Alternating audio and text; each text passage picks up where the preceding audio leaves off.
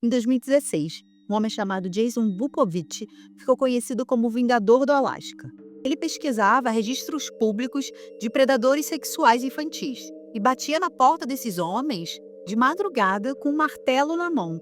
Jason Vukovich, ele tinha esse desejo de atacar devido aos seus traumas de infância. Mas quem era Jason Vukovich? Era mais um criminoso cruel ou um herói que fez justiça com suas próprias mãos?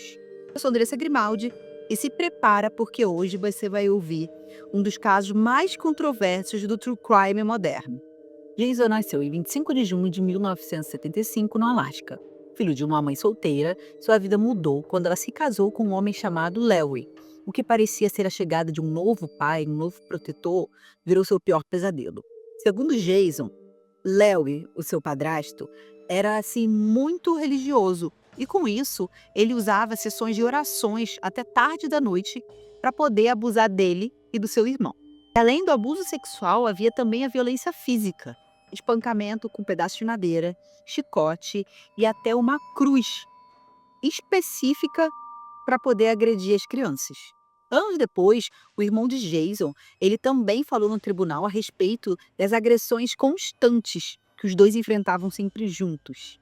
Jason, por ser o mais velho, sempre se colocava na frente do irmão, como uma espécie de escudo para protegê-lo. Em 1989, o Larry chegou a ser acusado. Ele foi acusado em segundo grau pelo abuso, mas não cumpriu pena. Ninguém do conselho tutelar foi até a casa das crianças para ver se estava tudo certo. E ele voltou a morar com a mãe das crianças e as crianças. Só que a mãe, infelizmente, quem deveria proteger as crianças, não fazia absolutamente nada. Ela fingia que não via, mesmo sabendo do que acontecia. E isso causava uma revolta muito intensa nas crianças. E isso os dois irmãos contaram no futuro no tribunal. E isso durou até eles completarem 16 anos, que foi quando Jason e seu irmão decidiram fugir de casa. Sem documentos, sem dinheiro, sem absolutamente nada, eles só tinham um ao outro. E eles começaram a viver de pequenos furtos feitos na região de Washington. E assim a ficha criminal de Jason ia crescendo cada vez mais, porque ele precisava roubar para poder comer, para poder se alimentar. E consecutivamente, o ódio dele, dentro do coração dele, dentro dele, só ia aumentando cada vez mais. Depois de fugir de casa, Jason passou anos vivendo à margem da sociedade como um delinquente juvenil. Ele ficava entre Washington, Oregon, Montana e Califórnia. Acumulou uma ficha criminal variada, com roubos, furtos, posse de drogas. Ele raramente cumpria longas penas, mas já era conhecido pela polícia como um delinquente recorrente. Mas ele alegou que fazia isso justamente pela necessidade. Em 2008, Jason voltou ao Alasca, talvez em busca de um recomeço, mas a realidade foi muito diferente. Lá ele enfrentou novas acusações de posse de substâncias controladas, roubo e até agressão contra a esposa. Esse último ponto é meio controverso. Jason sempre negou. Para muitos, parece até improvável que um sobrevivente de abuso infantil se tornasse um agressor. Mas a ficha dele já era pesada o suficiente para realmente comprometer qualquer julgamento.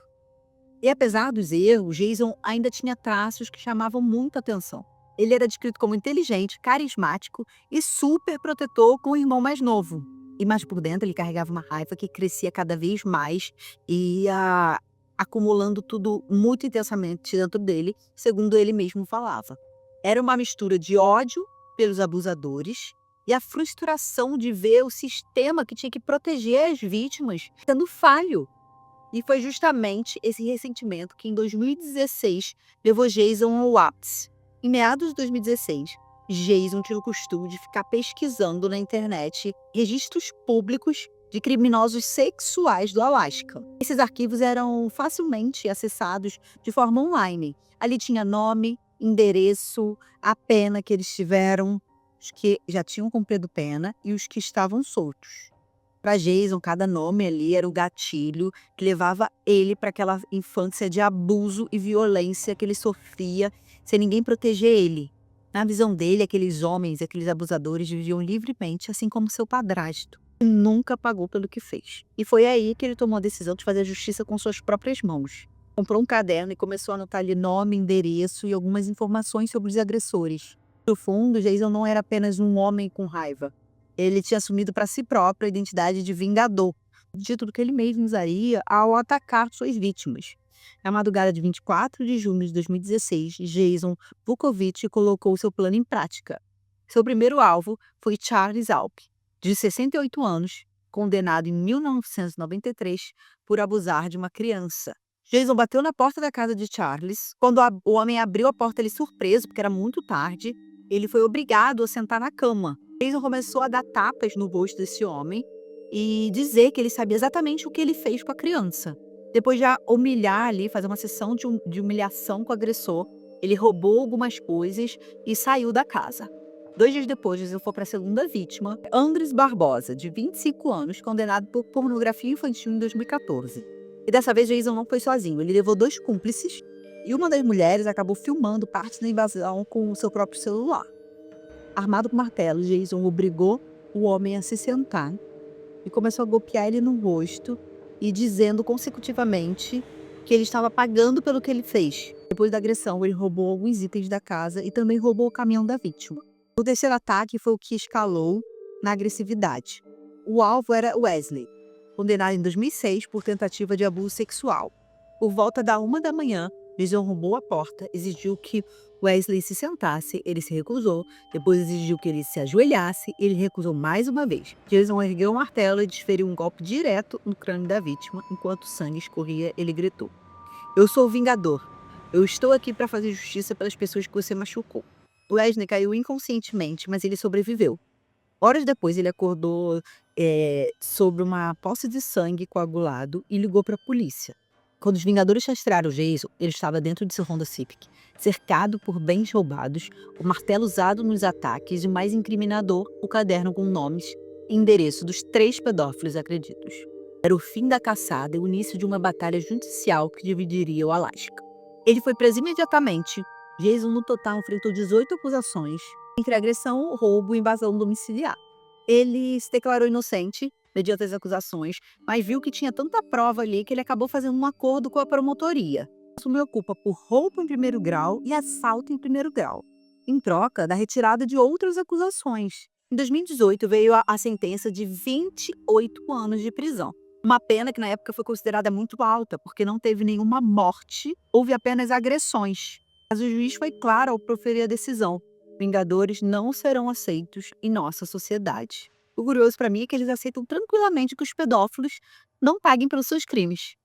E foi nesse julgamento que aconteceu uma cena marcante. Depois da decisão, Jason e o seu irmão, aquele irmão dele mais novo que também sofria os abusos, eles pararam, olharam profundamente um no olho do outro diante do tribunal. Assim, não precisava nenhuma palavra, via que eles tinham aquele sentimento, sabe, da dor que eles enfrentaram por tantos anos, sem ninguém para ajudar, crianças ali totalmente inocentes. E o reconhecimento que o Jason, ele só se moveu pelo trauma que os 2 carregavam durante tanto tempo.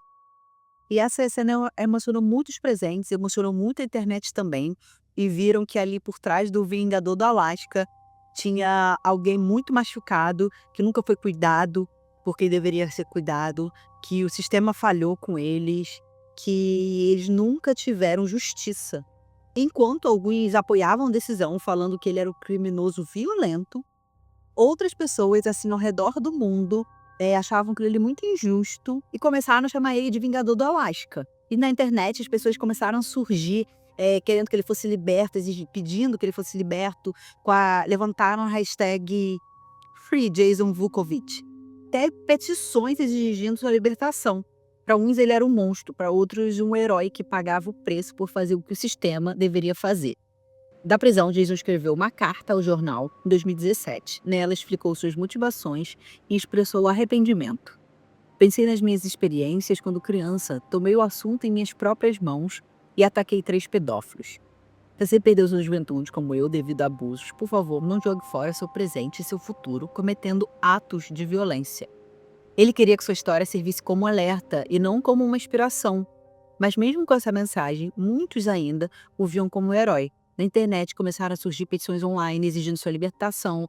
O movimento Free Jason Vukovic reuniu milhares de assinaturas, colocando seu caso sob os holofotes internacionais.